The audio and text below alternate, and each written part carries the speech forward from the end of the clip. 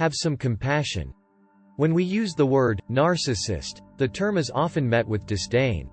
Maybe that's because folks with this personality disorder often disdain others and folks respond in turn. People with narcissistic disorders can manipulate, overreact, and rage when disappointed. They can be charming as long as it serves their goals. People in their wake can be hurt. When narcissists fail, it is a critical moment for them and those in their vicinity. The failed narcissist deserves attention both because we want to keep a distance from people like this, and, ironically, because it may be an opportunity for real growth.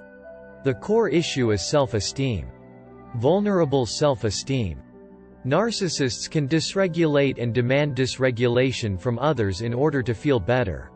In other words, when a narcissist is unhappy, they know how to spread it, and feel some relief in doing so. Yet, don't kid yourself. There's real suffering here. The narcissist is internally unstable. Struggling with the same issues of meaning and self-esteem that many of us confront, they react by puffing up, accumulating money, influence, things, looking for vain reassurance, or attacking when frustrated. So much energy. So much hurt. So much internal angst. A paradoxically vulnerable self-esteem in a person that claims to be so special. So little awareness. When failure strikes. This brings us to the failed narcissist.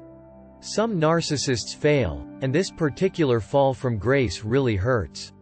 Even those without the disorder, just folks with some narcissistic traits, can fall under the guise of the failed narcissist. You don't want to be around a failing narcissist. Too much pain. Bitterness. Too much blaming. Here is how it works. We all have an idealized version of ourselves. An ego ideal. A sense of what we really want in this world if everything falls our way. This is inherently okay. Something to strive for but not always achieved. Each and every one of us have different kinds of goals. For most people they're relatively modest. Love. A stable job. Good friends. A healthy family. Or some equivalent. A person is not necessarily a narcissist if they have an ideal of some great accomplishment. Ambition is a perfectly fine thing. We call it healthy narcissism, the honorable investment in one's effectiveness internally or externally. People with narcissistic disorders or traits understand ambition, the ego ideal of some grand accomplishment. Money. Looks. The center of the attention experience. Fame. Notoriety. Influence. It is psychologically intoxicating. While regular ambitious folks take the slings and arrows of outrageous fortune in stride, those with narcissistic traits are unable to do so. Some people do attain greatness in one way or another. For regular people it may come about by some internally driven talent. A savvy businessman, a skilled musician, a savant in mathematics, a talented clothing designer, the unusual politician, driven to make a difference as a core value. By and large, healthy people shy away from over-identifying with adulation. It's nice. But they are where they are because they love what they do. If it falls apart, it was a good ride. Not everything works out all the time. Some narcissists attain these things, while at the same time living an internally anxious existence. They need to hold on to what they have, not for internal reasons, but because of the desperate need for external validation. They over-identify with the image rather than the role. Vain anger. Most of humanity fails to reach the grand, important, moneyed, or influential roles that they might have hoped for. Ambition, after all, is just one aspect of life, and probably not of key importance. The vast majority of us fall short of some grand greatness and own it as part of the life journey. In fact, I personally believe that real greatness is internal and not external. Something difficult for narcissists to understand. The failed narcissist, on the other hand, is filled with bile, a preoccupation that things are unfair. They ridicule a world that has denied them, not because of some vision of a better society, but because of some deep personal hurt and disappointment. Folks with narcissistic issues have a significant problem. Their self-esteem is powerfully linked to external factors like success, money, looks or influence.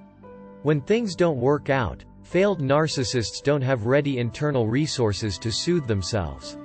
Instead, they attack, sensing their internal injury can be fixed by solving the injustice on the outside.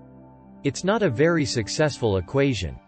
Since the disappointment comes from a desperateness of managing self-esteem, there is no easy solution.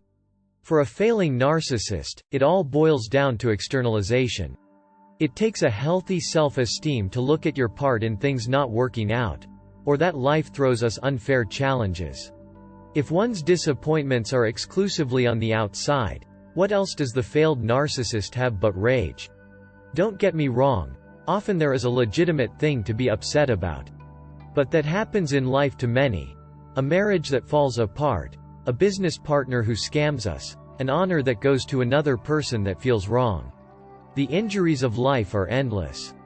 Responses to hurt. If you carry some of these symptoms, you are not necessarily a narcissist. You simply may be bitter, angry, victimized. Perhaps you were treated unfairly. I am truly sorry and wish you healing. Sometimes, that healing is righting a wrong, like standing up to an impossible ex or taking a political position. There are times when we need to take on the outside world. Yet, healing is almost always internal as well, accepting that so much of life simply doesn't work out, that life is a work in progress, and still a blessing. Plus, we now have excellent treatments for the psychic injuries that plague us. Psychotherapy, EMDR, somatic experiencing, psychoanalysis, internal family systems, and more. You can heal. Sometimes by taking steps in the external world, but always by also working within. Just know that those on the narcissistic spectrum have the same pain and disappointment that we all do, but for them, it's magnified by an inability to heal inside, to reach a place of wisdom that understands not everything works out in this journey, to take steps, when appropriate, to change the world, while at the same time working on oneself to gain equanimity and wisdom. The narcissist is too focused on the outside validation to work through disappointments holistically. They are lost in injury, revenge fantasies, plans to get back at those that did them wrong, while still using others instead of growing. It is an awful place to be. You may be surprised, but we're going to end on a positive note, with good news. The failed narcissist can very well be on the first step towards their own healing. It will take years of good psychotherapy.